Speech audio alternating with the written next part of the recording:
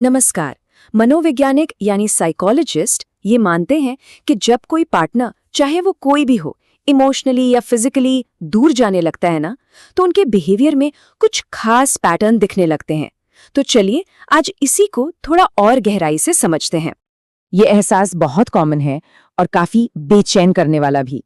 तो आज हम क्या करने वाले हैं? हम उन संकेतों को, उन साइंस को एक साइकोलॉजिकल नजरिए से देखेंगे जो शायद इस फीलिंग के पीछे की वजह हो सकते हैं। तो सबसे पहली चीज जो बाहर से ही सबसे आसानी से नजर आ जाती है वो है बातचीत में आया बदलाव।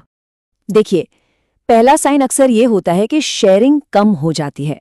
दिन भर क्या हुआ, कैसी फीलिंग्स हैं, क्या सोचा, ये सब बातें अब पहले की तरह खुलकर नहीं बताई जाती।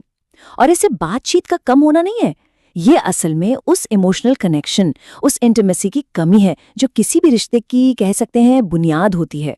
अब ये बात थोड़ी अजीब लग सकती है, लेकिन कई बार झगड़ों का पूरी तरह से बंद हो जाना छोटी मोटी बहस से ज्यादा बड़ी चिंता की बात होती है। क्यों? क्योंकि बहस ये दिखाती है कि दोनों लोग अभी भी रिश्ते में इन्वेस्टेड हैं, उन्हें फर्क पड़ता है। लेकिन जब एक पार्टनर को लगने लगता है कि अब कोई फर्क ही नहीं पड़ता, कि लड़ने का भी कोई फायदा नहीं, तो वो चुप्पी साध लेते हैं। ये साइलेंस ज्यादा खतरनाक हो सकता है।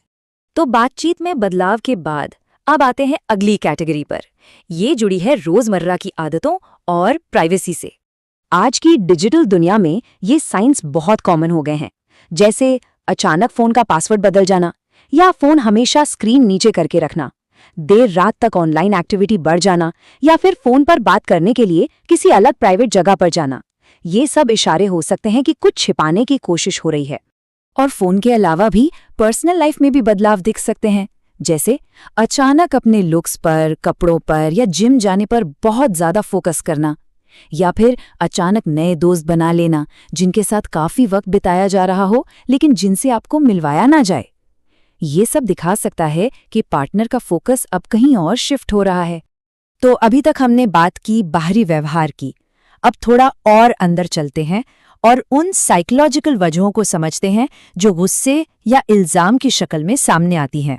कभी ऐसा होता है ना कि कोई बहुत सीधा सा नॉर्मल सा सवाल पूछा जाए और सामने वाला एकदम से डिफेंसिव हो जाए या गुस्सा करने लगे। ये जो बिहेवियर है, ये अक्सर किसी अंदरूनी साइकोलॉजिकल प्रोसेस का नतीजा होता है। साइकोलॉजी की भाषा में इसे प्रोजेक्शन कहते हैं। प्रोजेक्शन एक तरह का डिफेंस मैकेनिज्म है। आसान भाषा में कहें तो जब कोई इंसान अपनी खुद की गलतियों या उन फीलिंग्स को एक्सेप्ट नहीं कर पाता जो उसे ठीक नहीं लग रही, तो वो अनजाने में सबकॉन्शियसली उन्हीं चीजों का इल्जाम दूसरों पर लगाने लगता है। इसे एक बहुत ही सिंपल एनालॉजी से समझते हैं, जलती मोमबत्ती वाली। सोचिए, एक इंसान के हाथ में एक जलती हुई मोमबत्ती है।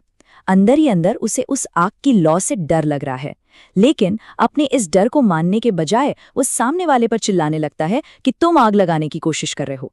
बस यही है प्रोजेक्शन, अपनी चीज को दूसरे पर डाल देना। और हाँ, ये सिर्फ सीधे सीधे इल्जाम लगाने तक ही नहीं रुकता। कई बार ये रिश्ते में लगातार कमियां निकालने या फिर पुरानी दबी हुई बातों को बार बार उठाकर नीचा दिखाने की शक्ल में भी सामने आता है। ये सब अपने अंदर की बेचैनिया, गिल्ट को बाहर फेंकने का ही एक तरीका हो सकता है। चलिए अब हम आखिर की ओर बढ़ रहे हैं, और यहाँ ये समझना बहुत जरूरी है कि हमने जिन भी संकेतों की बात की वो सिर्फ कुछ डेटा पॉइंट्स हैं, कोई फाइनल जजमेंट नहीं। तो एक बार जल्दी से देख लेते हैं हमने क्या क्या देखा। इमोशनल दूरी, प्राइवेसी को लेकर नई बाउंड्रीज, रूटीन और लुक्स में अचानक बदलाव, बिना वजह का गुस्सा जिसे हमने प्रोजेक्शन कहा, और हाँ, फिजिकल इंटीमेसी में कमी। लेकिन, और ये शायद आज की पूरी बातचीत का सबसे जरूरी हिस्सा है, इन सब का मतलब हमेशा धोखा ही हो ये बिल्कुल जरूरी नहीं है। कभी कभी कोई इंसान स्ट्रेस, डिप्रेशन या किसी फैमिली प्रॉब्लम की वजह से भी ऐसा बर्ताव कर सकता है।